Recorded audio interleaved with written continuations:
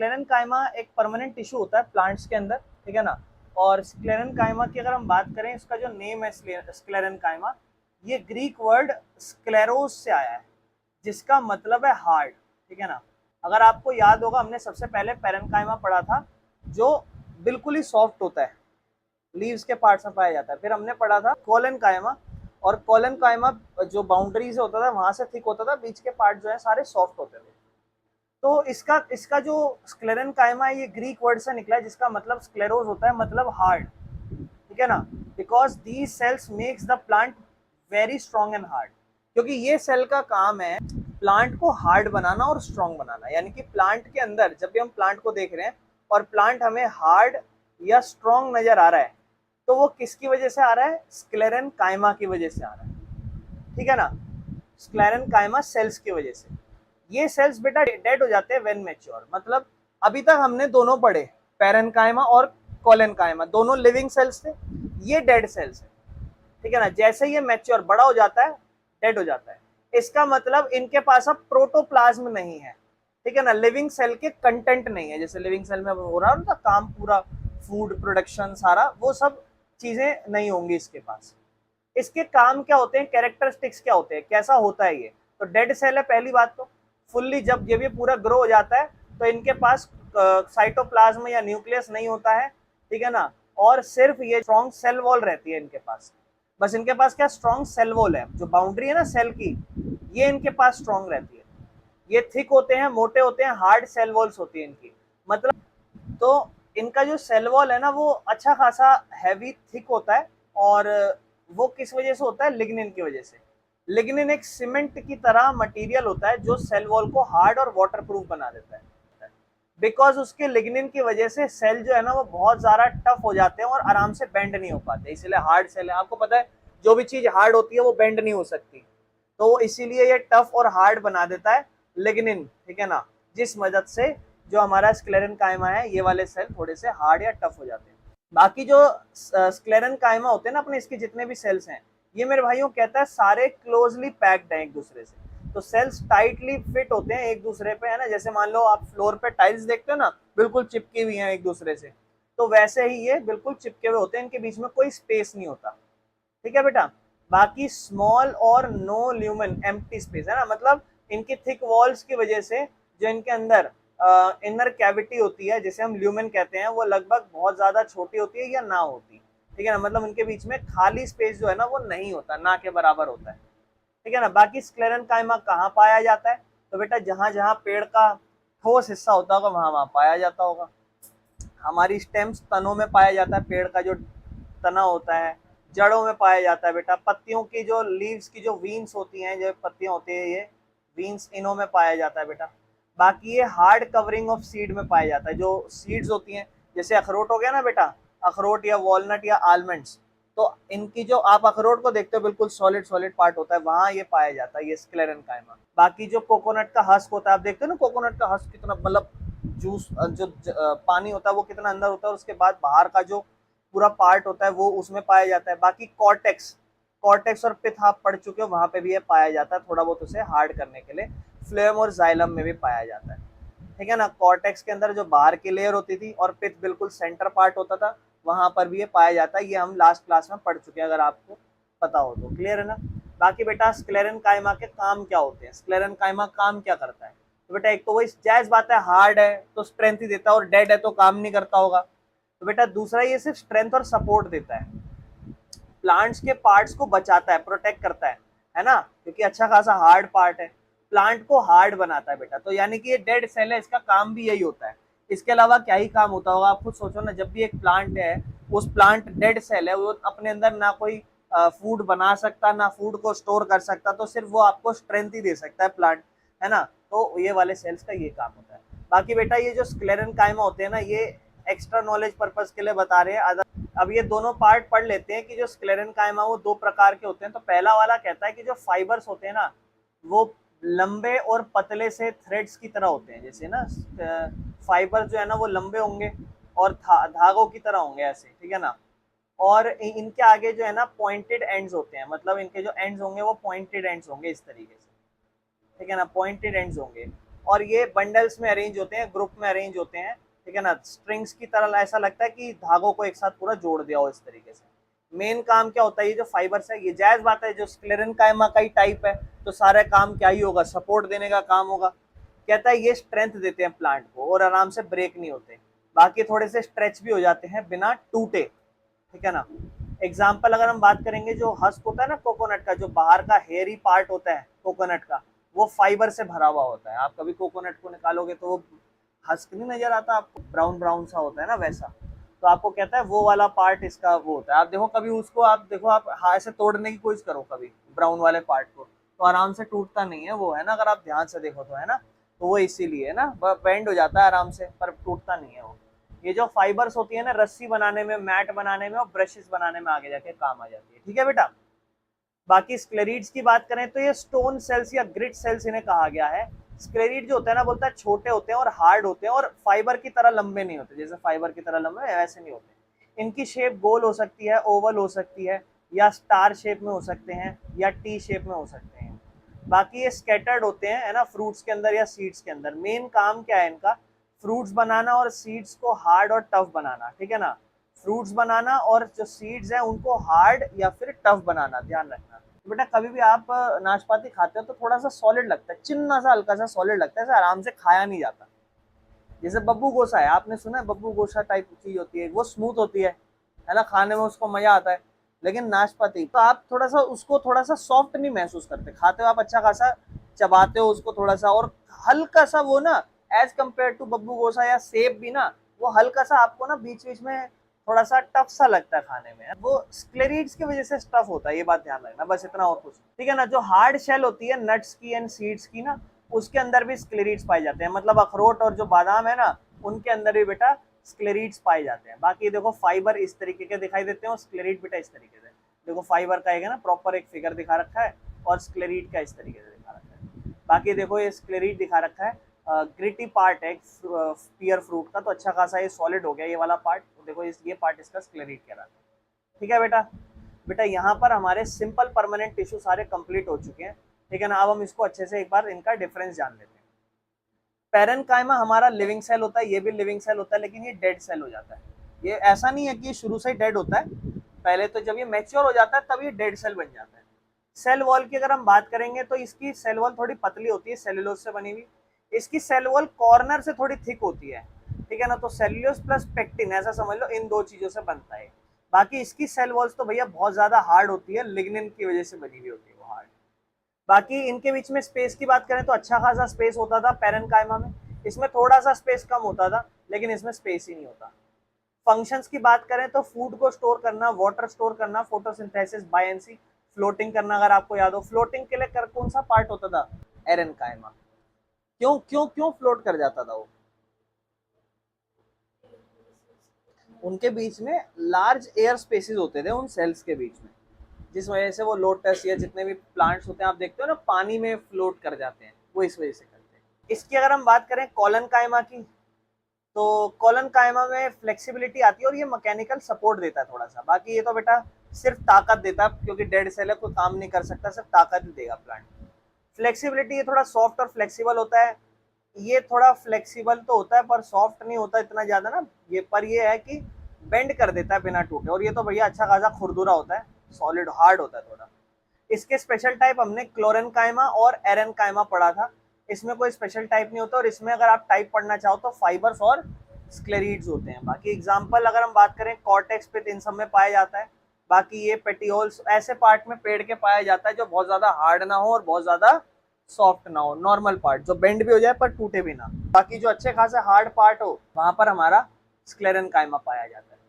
अब हम पढ़ रहे हैं स्टेम के टिश्यूज के बारे में।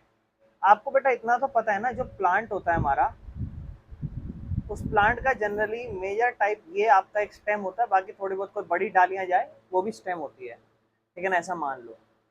ब्रांचेस भी कहते हैं उन्हें। जब भी हम स्टेम के बारे में पढ़ें या लीव्स या रूट्स के बारे में एक माइक्रोस्कोप के अंदर, तो हम ना टिश्यू की ना अलग अलग लेयर देख रहे हैं। Outermost protective tissues are epidermis and cork. मतलब कह रहा है जो आपका स्टेम होता है ना, जैसे मान लो ये अपना स्टेम है, ये इस स्टेम का सबसे बाहर का पार्ट, आउटर मोस्ट जो बाहर का पार्ट है, ये पार्ट या तो एपिडर्मिस निकल रहा है या फिर कॉर्क निकल रहा है, छाल जिसे कहा जाता है, ठीक है ना। तो एपिडर्मिस के बारे में बात करते हैं। कहता है एपिडर्मिस प्लांट की प्रोटेक्टिव स्किन है, जो प्लांट है उसकी प्रोटेक्टिव स्किन एपिडर्मिस है। What is epidermis? Epidermis is the outer most covering like a skin of the plant. सबसे बाहर की जो परत होती है प्लांट की, वो एपिडर्मिस कहलाती है, और लगभग ये पूरे प्लांट के हर पार्ट को कवर करती है, आपकी स्टेम को, पत्तियों को, जड़ों को, फ्लावर को, फ्रूट्स को, सबको।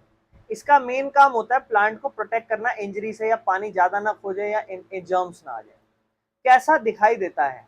एपिडर्मिस सिर्फ एक ही लेयर का बना हुआ होता है, सिंगल लेयर, और इसके जो सेल्स होते हैं वो फ्लैट होते हैं, बिल्कुल ऐसे फ्लैट, और टाइटली जॉइंट होते हैं, बिना कोई गैप्स के एक दूसरे के साथ। इसीलिए ये स्ट्रॉन्ग वॉल बना पाता है, प्रोटेक्ट कर पाता है प्लांट को। और आउटर और साइड वॉल की अगर हम बात करें, वो अच्छी खासी मोटी होती है, ठीक है ना, अंदर की जो वॉल होती है उससे। तो जैसे मान लो ये अपना साइड, ये अपना स्टेम का बाहर का जो लेयर है, तो इसका जो बाहर का लेयर होगा वो अच्छा खासा होगा, रेदर देन पतला अंदर का लेयर। कहने का मतलब है यहाँ से हम एपिडर्मिस के बारे में बात करें कि एपिडर्मिस किस किस टाइप का है। तो एपिडर्मिस के स्पेशल फीचर्स हम बात कर रहे हैं, तो सबसे पहला फीचर है क्यूटिकल। ऑन द आउटसाइड जो एपिडर्मल सेल्स है वो सीक्रेट करते हैं, मतलब बनाते हैं एक पतला वैक्सी लेयर जिसे हम क्यूटिकल कहते हैं, और ये केमिकल से बना हुआ होता है जिसे हम क्यूटिन कहते हैं। ध्यान रखना, एपिडर्मिस जो हमारा है उसके फीचर क्या है, क्या काम करता है। तो एपिडर्मिस का स्पेशल फीचर है क्यूटिकल। एपिडर्मिस सेल जो होते हैं उसके बाहर एक पतली सी वैक्सी लेयर बनती है जिसे हम क्यूटिकल कहते हैं। तो जो एपिडर्मिस है उसमें एक लेयर पाई जाती है जिसे हम क्यूटिकल कह रहे हैं, जो एक केमिकल की बनी होती है जिसे हम क्यूटिन कहते हैं। ये जो क्यूटिकल है ये एपिडर्मिस में पाई जा रही है, पतली सी वैक्सी लेयर। ये काम क्या करती है? तो प्लांट पानी ना खोदे उससे बचाती है, इन्फेक्शनों से, फंगा या बैक्टीरिया ना लग जाए प्लांट को उससे बचाती है, कोई फिजिकली डैमेज हो जाए प्लांट को, है ना, फिजिकली मैकेनिकल कोई तोड़ फोड़ हो जाए प्लांट के साथ, उससे उसको बचाती है। स्पेशल एडेप्टेशन इसका ड्राई रीजन्स में क्या होता है कि जो प्लांट ये डेजर्ट में या कुछ सूखे इलाकों में जो पाए जाते हैं, वहां पर इनका मोटा थिक एपिडर्मिस होता है और थिकर क्यूटिकल होता है, एक्स्ट्रा वैक्स होती है जिससे पानी ज्यादा बचने को रहे। आपने देखा ना, क्या कहते हैं, एलोवेरा का प्लांट देखा, उसका आप जनरली ग्रीन पार्ट देखते हो, अच्छा खासा, जैसे उसको आप तोड़ते भी हो तो उसकी लेयर बड़ी मोटी होती है। तो वो थिक लेयर इसी वजह से बनती है, क्यूटिकल की वजह से, या एक्स्ट्रा वैक्स जो उसके अंदर पाई जाती है वो इसी वजह से बनती है, थिकर क्यूटिकल की वजह से। तो जो एपिडर्मिस है सबसे बाहर का पार्ट कहलाता है प्लांट का, उस एपिडर्मिस के बारे में मैं बता रहा हूँ, और उस एपिडर्मिस के पार्ट में आपको बता रहा हूँ कि इसके अंदर पतली वैक्स की लेयर को ही हम क्यूटिकल कहते हैं। दूसरा इसका क्या काम है, ठीक है ना, एपिडर्मिस का स्पेशल फीचर है स्टोमेटा। जो पत्ती वाला, जैसे मान लो अब आपका जो लीव्स है उसमें भी हमें ये पता है कि जो एपिडर्मिस है वो सबसे बाहर का हिस्सा कहलाता है प्लांट का। तो लीव्स भी प्लांट का एक हिस्सा है, और लीव्स का सबसे बाहर का हिस्सा भी एपिडर्मिस कहलाएगा। तो आपको कहता है कि जब आप लीव्स की बात करोगे तो लीव्स में जो एपिडर्मिस होंगे उसमें आप देख सकते हो होल्स, गड्ढे, छोटे छोटे होल्स, जिन्हें हम स्टोमेटा कहते हैं। और हर स्टोमा सिंगुलर, अगर एक होगा तो उसको स्टोमा कहोगे, बहुत सारे होंगे तो स्टोमेटा कहोगे। और एक स्टोमा जो है ना वो दो किडनी जैसी शेप सेल से, गार्ड सेल से कवर्ड होता है। जैसे मान लो स्टोमेटा, आपको पता है, आपने फोटोज देख रखी होंगी, इस तरीके से स्टोमेटा छोटे ओपनिंग पोर्स होते हैं, उनसे प्रोटेक्टेड होता है। स्टोमेटा का काम क्या होता है आपको पता है? प्लांट कार्बन डाइऑक्साइड लेता है फोटोसिंथेसिस के लिए और ऑक्सीजन छोड़ता है, तो ये काम करना। ट्रांसपिरेशन, पानी जब प्लांट्स के पास होता है तो प्लांट्स जो है ना वो पानी को लॉस कर देते हैं, है ना, खो देते हैं। किस वजह से? ट्रांसपिरेशन की मदद से। तो जो पानी लॉस्ट होता है वो इसी स्टोमेटा में से निकलता है। रूट हेयर्स, जड़ों के अंदर कुछ एपिडर्मल सेल्स हैं जो हेयर की तरह, हेयर लाइक प्रोजेक्शंस की तरह ग्रो करे हुए होते हैं, उन्हें रूट हेयर्स भी कहते हैं। वो रूट हेयर्स करते क्या है, कहता है ये पानी को एब्जॉर्ब करते हैं मिट्टियों से, और इनका जो हेयर लाइक स्ट्रक्चर है वो एरिया बढ़ाने में काम आता है।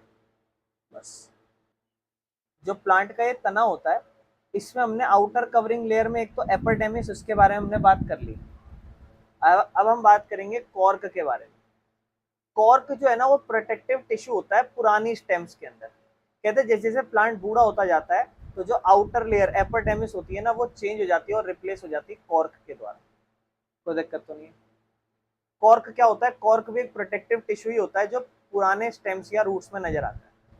ये सेकेंडरी मेरिस्टम है, मतलब एक स्पेशल लेयर है जो डिवाइड करती है सेल्स को और कॉर्टेक्स में प्रेजेंट होती है।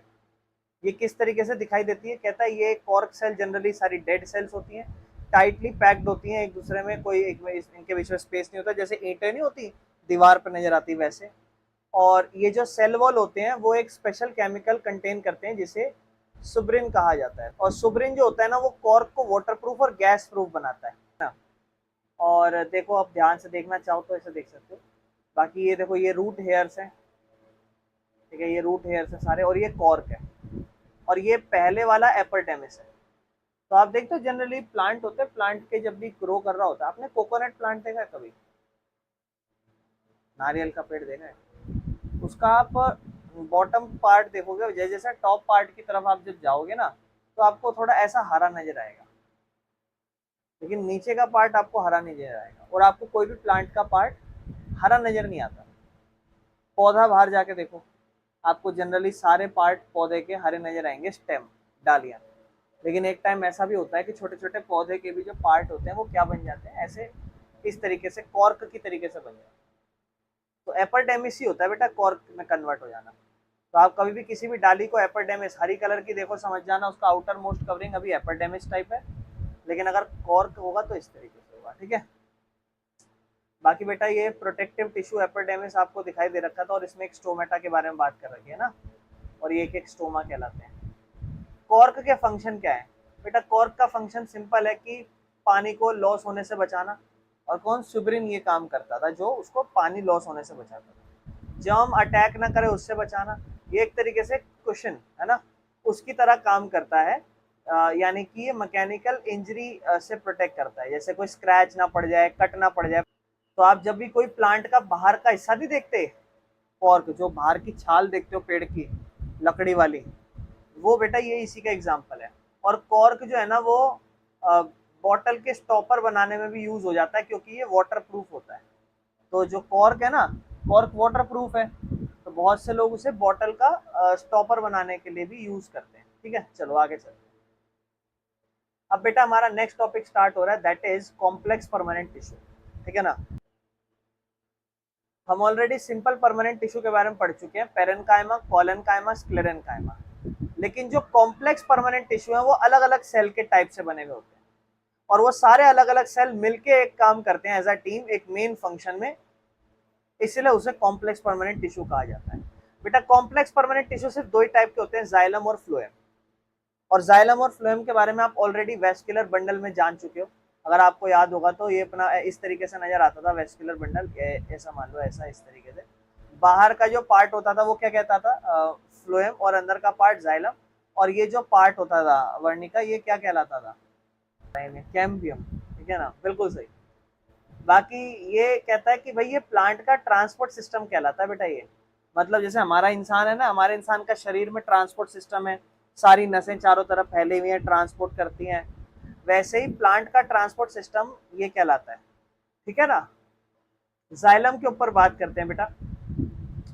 जाइलम वाटर को ट्रांसपोर्ट करता है, आप बहुत स्टार्टिंग से ही पढ़ते आ रहे हो, मैंने चैप्टर के स्टार्टिंग में बता दिया था। वाटर का जो भी ट्रांसपोर्ट करना, प्लांट में पानी ऊपर ले जाना है, नीचे ले जाना है, सब जाइलम करता है। जाइलम कैरी करता है पानी को और मिनरल्स को जड़ों से, और ऊपर की तरफ जड़ों में, सॉरी स्टेम में, पत्तियों में, फ्लावर में, फ्रूट में, हर जगह पानी पहुंचाने का काम जाइलम का है। जाइलम एक तरीके से वाटर की पाइपलाइन है।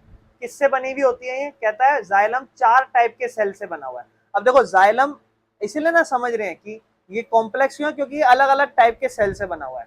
तो एक है ट्रैकियार्ड्स, एक है वेजल, एक है जाइलम पेरेन्काइमा, और एक है जाइलम फाइबर्स। अब देखो जाइलम पेरेन्काइमा के बारे में आप ऑलरेडी पढ़ चुके हो, और लगभग फाइबर्स के बारे में भी आप थोड़ा बहुत पढ़ चुके हो, बाकी इनके बारे में जाने। ट्रैकियार्ड्स क्या होता है बेटा? ट्रैकियार्ड्स लंबी सी पतली और ट्यूब लाइक सेल्स होते हैं, इनके पॉइंटेड एंड्स होते हैं, ऐसे लंबे ना ट्यूब टाइप ऐसे पॉइंटेड एंड्स होंगे। कहता है इनका थिक सेल वॉल है, इनका जो सेल वॉल है ना, मतलब जो सेल होगा उसका सेल का जो वॉल होगा वो अच्छा खासा थिक होगा, ठीक है ना। और छोटे छोटे होल्स होंगे, पिट्स होंगे छोटे छोटे, ताकि वो साइडवेज मूवमेंट हो सके पानी की। बेटा ये डेड सेल्स होते हैं जब मैच्योर हो जाते हैं, यानी कि इनके पास न्यूक्लियस और साइटोप्लाज्म नहीं है। काम क्या होता है बेटा ट्रैकियार्ड्स का? ट्रांसपोर्ट करना वाटर और मिनरल को, पानी और मिनरल पहुंचाना। दूसरा सपोर्ट और स्ट्रेंथ देना, बिकॉज इसके पास थिक सेल वॉल है। तो सेल वॉल जो मतलब जो सेल है उसकी जो बाउंड्री है वो अच्छी खासी थिक है, जिस वजह से ये सपोर्ट और स्ट्रेंथ देता है बेटा। एग्जाम्पल देखो, वेस्कुलर प्लांट्स में कहलाता है, जितने भी वेस्कुलर प्लांट है, मतलब जैसे कॉनिफायर्स और पाइन्स में पाया जाता है। वेस्कुलर प्लांट्स जो है ना वो ऐसे प्लांट्स हैं जिनका एक प्रॉपर ट्रांसपोर्ट सिस्टम बना हुआ होता है जाइलम और फ्लोएम की तरह, और वो पानी को कैरी करते हैं, फूड को कैरी करते हैं, मिनरल को कैरी करते हैं। फ्लावरिंग प्लांट के पास दोनों वेसल्स होते हैं और ट्रैकिड्स भी होते हैं, ठीक है ना। जैसे कॉनिफायर और पाइन्स जिसे हम कहते हैं, ये ग्रुप ऑफ प्लांट है जो अपने अंदर कोन्स रखते हैं फ्लावर्स के बजाय। इनके पास वेसल्स नहीं होते हैं, इनके पास सिर्फ ट्रैकिड्स होते हैं ट्रांसपोर्ट के लिए। जाइलम में water is mainly carried by vessels and tracheids, ठीक है ना। ये वेस्कुलर प्लांट्स में पाए जाते हैं, जैसे कि कॉनिफायर और पाइन्स के प्लांट्स में। वेस्कुलर प्लांट्स जो है ना वो vascular plants are the plants that have proper transport system. तो जो वेस्कुलर प्लांट्स में पाए जाते हैं जैसे कि कॉनिफायर और पाइन्स, तो वेस्कुलर प्लांट ऐसे प्लांट है जिनके पास प्रॉपर ट्रांसपोर्ट का सिस्टम है, पानी ऊपर जाने नीचे आने का, यानी कि जाइलम और फ्लोएम उनके पास प्रॉपर है, जिससे वो पानी और मिनरल्स को कैरी करते हैं। फ्लावरिंग प्लांट्स जैसे कि यही, इनके पास वेसल्स और ट्रैकिड्स दोनों होती हैं। लेकिन जो कॉनिफायर और पाइन्स की हम बात करें, तो कॉनिफायर जो होते हैं ना वो ऐसे प्लांट्स का ग्रुप है जो कोन्स को बियर करता है इंस्टेड ऑफ फ्लावर। इनके पास फ्लावर्स नहीं होते, कोन्स होते हैं, और इसीलिए इनके पास वेसल्स नहीं होते।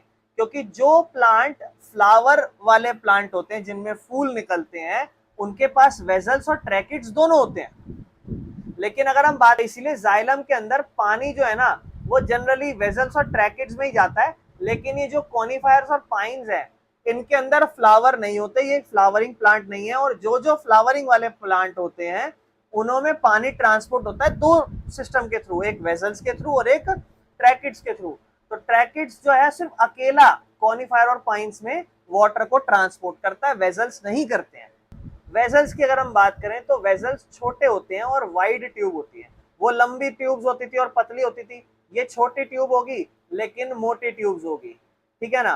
ट्यूब्स ट्रैकयार्ड से कंपेयर करें तो अगर, है ना। और ये एंड टू एंड अरेंज होती हैं, और इनका जो एंड वॉल्स हैं वो डिसॉल्व हो जाता है एक लंबा कंटिन्यूअस पाइप बना के। तो देखो एक एंड टू एंड एडजस्ट है, फिर ये खत्म होगा फिर दूसरा, फिर ये खत्म फिर दूसरा। तो इसलिए इनका जो है ना एंड एक तरीके से खत्म हो जाता है ना, लंबी लंबी पाइप की वजह से। कहता है जैसे कि ट्रैकिड्स की हम बात करें, वेसल्स भी डेड सेल्स हैं जब ये मैच्योर हो जाते हैं। काम क्या है बेटा वेसल्स का? पानी को कैरी करना और मिनरल्स को एफिशिएंटली कैरी करना, बिकॉज ये वाइड है और कंटिन्यूअस ट्यूब है इनके पास, इसीलिए इनका मेन काम है कंडक्ट करना सेल फ्लावरिंग प्लांट्स के अंदर। तो देखो जो भी फ्लावरिंग प्लांट्स हैं, ऐसे प्लांट जो फ्लावर देते हैं वो वाले प्लांट्स हैं, उनके अंदर वेसल और ट्रैकिड्स दोनों पाए जाएंगे। वेसल्स इसलिए पाए जाएंगे क्योंकि वेसल्स का ट्यूब छोटा होता है लेकिन कंटिन्यूअस पाइप में होता है बहुत सारा, और थोड़ा सा वाइड होता है। लेकिन अगर हम वहीं बात करें ट्रैकिड्स की, तो ट्रैकिड्स थोड़ा सा लंबा होता है और उनका पतला होता है, वो इस कंपेयर में इसके ना, ठीक है ना। बस और कुछ नहीं है। क्लियर है दोनों? बस दोनों।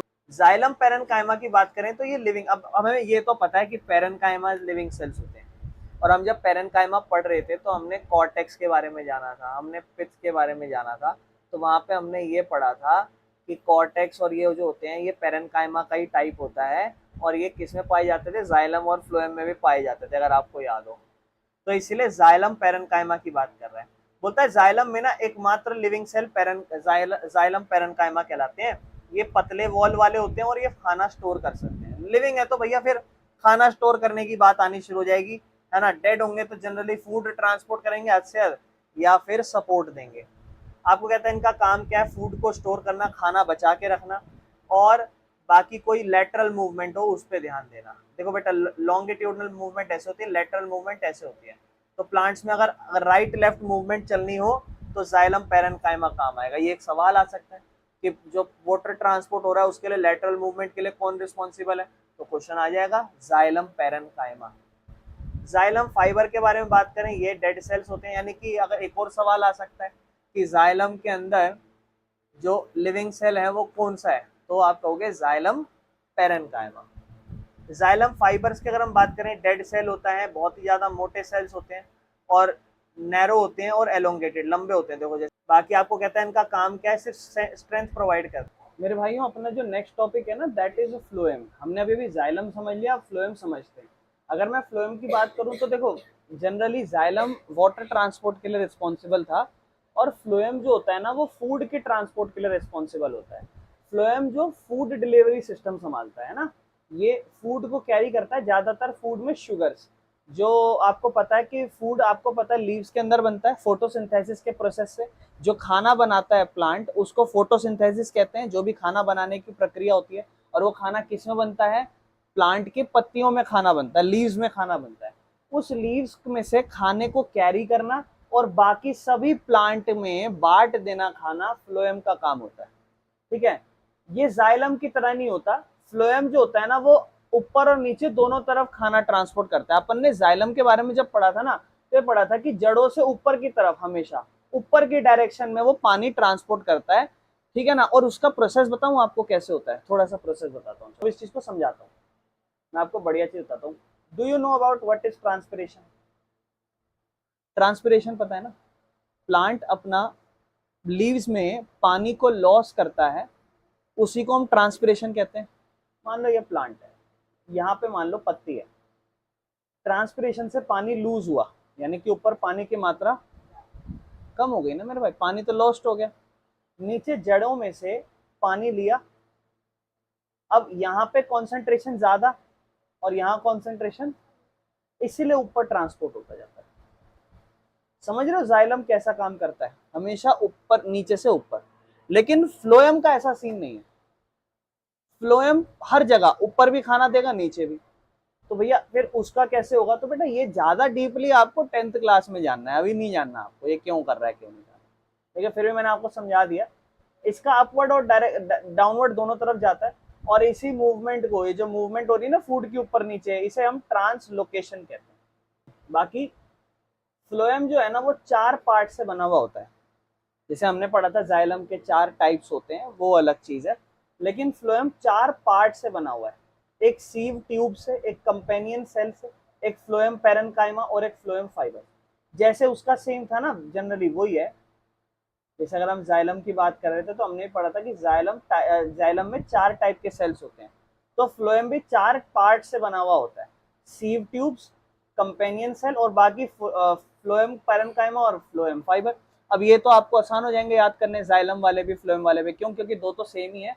वहां पे भी जाइलम पैरेन्काइमा था, जाइलम फाइबर था, यहाँ पे भी वही है, बस यहाँ 2 चीज अलग है, सीव ट्यूब्स और कंपेनियन सेल्स। वहां एक्सेप्ट फॉर फ्लोएम फाइबर सबके सब लिविंग है, यानी कि जो फ्लोएम फाइबर है ये डेड है, बाकी सब लिविंग है। अब एक एक करके पढ़ते हैं इनके ऊपर बेटा। सीव ट्यूब्स के बारे में बात करते हैं। सीव ट्यूब्स कहता है लंबी और ट्यूब जैसी सेल्स होती हैं, और ये एक के बाद एक है ना पाइपलाइन की तरह अटैच होती है, ट्यूब है ना, ऐसे ट्यूब की तरह समझ। जैसे मान लो ये एक ट्यूब है और ऐसे ये ट्यूब की तरह दूसरी अटैच होती है, समझ लो। और कहता है इनकी जो वॉल्स हैं, जो दीवारें हैं वॉल, इनमें पोर्स यानी कि होल्स होते हैं, जिन्हें हम सीव प्लेट्स कहते हैं। यानी कि सेम ट्रैकिट्स की तरह ही चल रहा है ये भी जनरली, है ना। बाकी ये अलाउ करते हैं मूवमेंट ऑफ घुले हुए शुगर्स को, लाइक सक्रोज, है ना, और अदर न्यूट्रिएंट। तो हमें पता है कि ये जो हमारा सीव ट्यूब्स है, इस सीव ट्यूब्स में क्या है, छोटे छोटे होल्स हैं, और उन्हीं छोटे छोटे होल्स को सीव प्लेट्स कहा जाता है। और ये अलाउ करते हैं किसकी मूवमेंट, ये जो जो सीव प्लेट्स है ना, यही अलाउ करते हैं बेटा घुले हुए शुगर्स, डिजोल्व शुगर, जैसे सक्रोज कहते हैं, और बाकी न्यूट्रिएंट को मूवमेंट के लिए अलाउ करते हैं, उनकी मूवमेंट होने में अलाउ करते हैं। बाकी सीव ट्यूब्स जो होती है ना, उनके पास न्यूक्लियस नहीं होता, इसलिए अपना खुद को कंट्रोल नहीं करते, क्योंकि न्यूक्लियर आपको पता है पूरे सेल को कंट्रोल करता है, तो इनके पास न्यूक्लियस नहीं होता। और ये कंपेनियन सेल के ऊपर डिपेंड करते हैं जिंदा रहने के लिए और काम करने के लिए। बाकी कंपेनियन सेल्स के ऊपर बात करते हैं, ये भी फ्लोएम का पार्ट ही है। कहता है these are small cells attach to the side of sieve tubes, मतलब ये भी छोटे छोटे सेल्स हैं और ये सीव ट्यूब्स की साइड्स में अटैच होते हैं, जैसे कोई सीव ट्यूब्स है तो उसकी साइड में कहीं अटैच होंगे इस तरीके से। बाकी दे हैव अ न्यूक्लियस, इनके पास न्यूक्लियस होता है, जिसे हमने पढ़ा कि सीव ट्यूब्स के पास न्यूक्लियस नहीं है, इनके पास अपना न्यूक्लियस है, इसलिए कंट्रोल करते हैं सीव ट्यूब्स को भी, उसका भी काम यही संभालते हैं एक तरीके से। बाकी कंपेनियन सेल जो है ना वो एनर्जी देता है और कोई भी जरूरी चीज होंगी वो सब सीव ट्यूब को देता है, यानी ये कंपेनियन सेल का काम है सीव ट्यूब्स को एनर्जी देना और कोई भी जरूरत हो वो सब जरूरत पूरी करके देना। बाकी ये काम बेटा लोडिंग और अनलोडिंग में काम करते हैं, लोड करना, ऊपर उठाना, नीचे भेजना, उसमें काम करते हैं बेटा ये सीव ट्यूब्स में ड्यूरिंग फूड ट्रांसपोर्ट। तो देखो फूड ट्रांसपोर्ट में लोड करना, अनलोड करना, शुगर डालना, शुगर हटाना सीव ट्यूब्स के अंदर, वो सारा काम कंपेनियन सेल संभालते हैं, बस और कुछ नहीं है। समझ में आ गया? यानी कि बहुत हद तक ये एक तरीके से किसको सपोर्ट कर रहे हैं, सीव ट्यूब्स को, ठीक है ना। फिर आता है बेटा फ्लोएम पैरेन्काइमा, ये कहता है ये जो फ्लोएम पैरेन्काइमा ये लिविंग सेल्स है और इनकी सेल वॉल बहुत पतली है, इनका मेन फंक्शन खाने को स्टोर करना है, जैसे स्टार्च, कार्बोहाइड्रेट जिसे हम कहते हैं उसको स्टोर कर देना, फैट को स्टोर कर देना और बाकी सारे न्यूट्रिएंट को स्टोर करना। बाकी बेटा ये ट्रांसपोर्ट ऑफ फूड, मतलब खाने को ट्रांसपोर्ट करने में भी काम आते हैं, ठीक है ना। बाकी बेटा चौथा आता है फ्लोएम का फाइबर, जो जिसे बास्ट फाइबर या बेस्ट फाइबर कहा जाता है, और ये मोटे थिक वॉल्ड होती हैं, ठीक है, लंबे सेल्स होते हैं, इनके वॉल थिक है और लंबे सेल्स हैं, एलोंगेटेड है। बाकी ये फ्लोएम सेल्स की तरह नहीं है, ठीक है ना। फ्लोएम फाइबर जो होते हैं ना वो डेड होते हैं मेच्योरिटी पे, ठीक है ना। जो ऊपर हमने पढ़ा ना कि फ्लोएम सेल्स ऊपर जैसे हमने देखा कि ये जनरली लिविंग सेल्स था, ये एक तरीके से समझ लो डेड सेल्स है। और बाकी ये सिर्फ, अब जायज बात है डेड सेल है, अब ऊपर वाला डेड नहीं था, लिविंग सेल था, तो वो फूड को स्टोर कर रहा है, बाकी सारे काम संभाल रहा है। अब ये डेड है तो जनरली आप पढ़ चुके हो डेड सेल का काम है सिर्फ सपोर्ट करना, स्ट्रेंथ प्रोवाइड कराना, तो इसका भी मैकेनिकल स्ट्रेंथ ही प्रोवाइड करने का काम है। एग्जांपल जैसे जूट का फाइबर देखते हो ना आप, या कोई फ्लेक्स फाइबर देखते हो जो रस्सी बनाने के या गनी वैक्स बनाने के काम आता है, वो फ्लोएम फाइबर्स होते हैं, ठीक है। बाकी अब ध्यान से देख लेते हैं हम अपन लोग सीव ट्यूब्स को, ठीक है ना। ये अपना जैसे मान लो सीव ट्यूब है, जैसे मान लो एक सीव ट्यूब हो गई, तो एक एक जो हमें पता है कि सीव ट्यूब्स में छोटे छोटे होल्स होते हैं जिसे हम सीव प्लेट्स देख रहे हैं, देखो होल दिखाई दे रहे हैं, और इसी के बगल में बेटा क्या चिपकी हुई है, कंपेनियन सेल चिपकी हुई है, अगर आप ध्यान देखो। और कंपेनियन सेल के पास क्या होता है, न्यूक्लियस होता है अपना खुद का।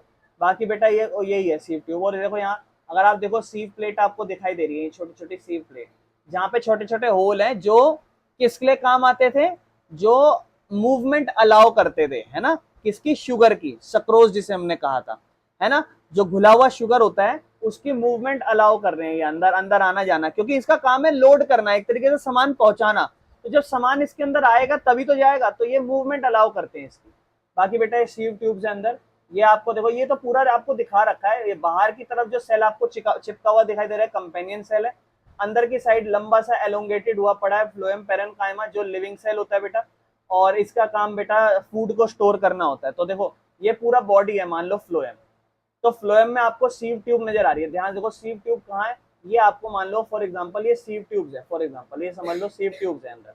तो आपको पता है सीव ट्यूब्स का काम क्या है, सीव ट्यूब का काम तो कुछ नहीं है, कंपेनियन सेल के साथ अटैच होती हैं और इनके पास सीव प्लेट्स होती हैं जो अलाउ करती हैं मूवमेंट को अंदर बाहर करने में, ठीक है ना, मूवमेंट अंदर हो बाहर हो शुगर की, उसको अलाउ करती हैं। उसके बाद बेटा हमने पढ़ा था फ्लोएम पैरेन्काइमा जो लिविंग सेल है जो खाने को स्टोर करता है, और फिर बेटा हमने लास्ट में पढ़ा था हमारा फ्लोएम फाइबर जो स्ट्रेंथ प्रोवाइड करता है इसको, है ना, ताकि ये सपोर्ट मैकेनिकल स्ट्रेंथ मिले। बाकी कंपेनियन सेल बेटा बाहर से इसको मैनेज करता है, ठीक है ना। कंपेनियन सेल के एक बार फिर से काम पढ़ लो, क्या क्या है, न्यूक्लियस होता है, ये कंट्रोल करता है सीव ट्यूब को, एनर्जी देता है उसको, है ना, ताकि वो खाना लोड कर सके अनलोड कर सके। हमें इतना तो पता है कि सीव ट्यूब्स के पास क्या है, सीव प्लेट्स हैं जो खाने को अंदर, शुगर को अंदर आना और जाना अलाउ कर रही है, लेकिन उस अंदर खाने को आने जाने के लिए उसको एनर्जी कौन दे रहा है, कंपेनियन सेल्स, ठीक है बेटा, ध्यान रखना। तो यहाँ पर अपना जाइलम और फ्लोएम सब खत्म हो गया, अगर कोई दिक्कत रही हो तो पूछ लेना बेटा। चलो आगे चलते हैं, डिफरेंस से बात करते हैं। तो बोलता है जनरली जाइलम में आपको पता है वाटर और मिनरल का ट्रांसपोर्ट होता है, लेकिन आपको पता है इसके अंदर फूड के मटेरियल ज्यादातर जाते हैं।